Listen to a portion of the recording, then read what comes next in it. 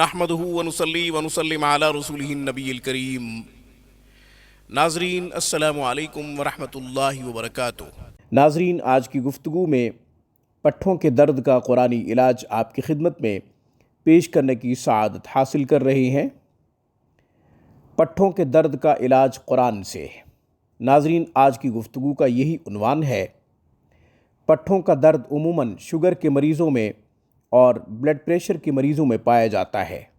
ناظرین، پٹھوں کے درد کی وجہ سے شوگر کے مریض بھی پریشان ہوتے ہیں اور بلڈ پریشر کے مریض بھی پریشان ہوتے ہیں۔ ناظرین، بلڈ پریشر اور شوگر دونوں کا آپس میں بہت گہرا تعلق ہے۔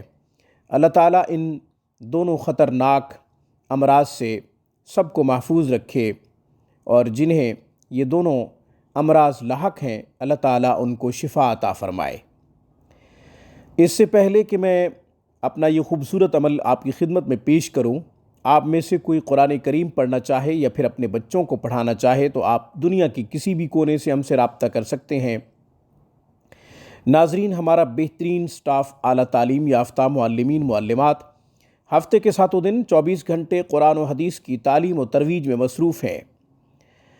ہم واٹس ایپ، اسکائپ، زوم کے تھرو انفرادی کلاسز دیتے ہیں۔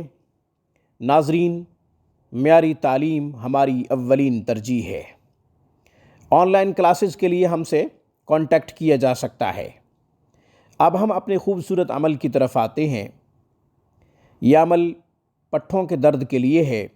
انشاءاللہ اس قرآنی عمل کی برکت سے پٹھوں کا درد ہمیشہ ہمیشہ کے لیے ختم ہو جائے گا۔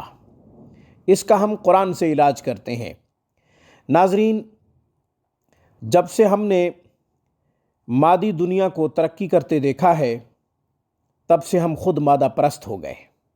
ناظرین، مادی چیزوں پہ ہمارا یقین بڑھتا چلا گیا، یہاں تک کہ ہم نے قرآن کو چھوڑ دیا، مسنون اعمال کو چھوڑ دیا، مسنون دعاؤں کو چھوڑ دیا، جبکہ رسول اللہ صلی اللہ علیہ وسلم نے ہمیں بے آسرا بے سہارا نہیں چھوڑا۔ ایک ایک مرض کا علاج موجود ہے، ایک ایک مسئلے کا حل موجود ہے۔ ناظرین، پٹھوں کے درد کا قرآنی علاج، سورہ یوسف۔ ناظرین، کوئی شخص پٹھوں کے درد میں مبتلا ہے، پٹھوں کے درد کی وجہ سے پریشان ہے، ڈاکٹرز اسے ایکسرسائز بتاتے ہیں یا کچھ اور تجویز کرتے ہیں، اس کے باوجود اسے فائدہ نہیں ہو رہا، تو پٹھوں کے درد کی وجہ سے پریشان نہ ہو۔ سورہ یوسف کو ایک مرتبہ پڑھ کر زیتون کے تیل پہ دم کرے۔ زیتون کا تیل بھی شفا ہے۔ زیتون کے تیل پہ دم کرے اور پھر زیتون کے تیل سے مالش کرے، مساج کرے۔ پٹھوں کی جگہ جہاں جہاں پٹھے ہیں وہاں مالش کرے، وہاں مساج کرے، جسم کے ان حصوں پہ مساج کرے۔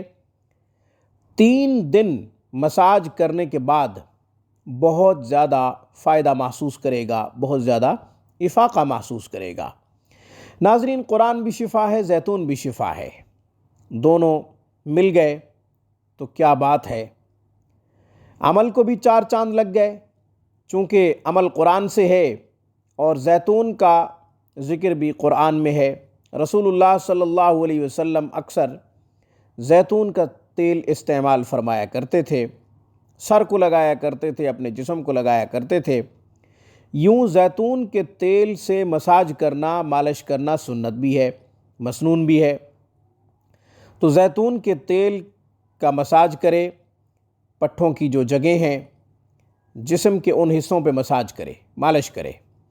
ناظرین، 3 دن، 7 دن، 11 دن مساج کرے، انشاءاللہ فرق محسوس ہوگا۔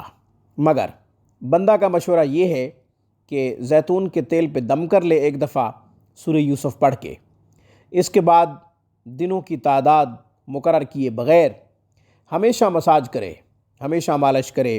ناغہ ہو بھی جائے تو حرج نہیں ہے، انشاءاللہ زیتون کے تیل کی مالش سے، زیتون کے تیل کے مساج سے اور اس قرآنی عمل کی برکت سے پٹھوں کا درد ختم ہو جائے گا۔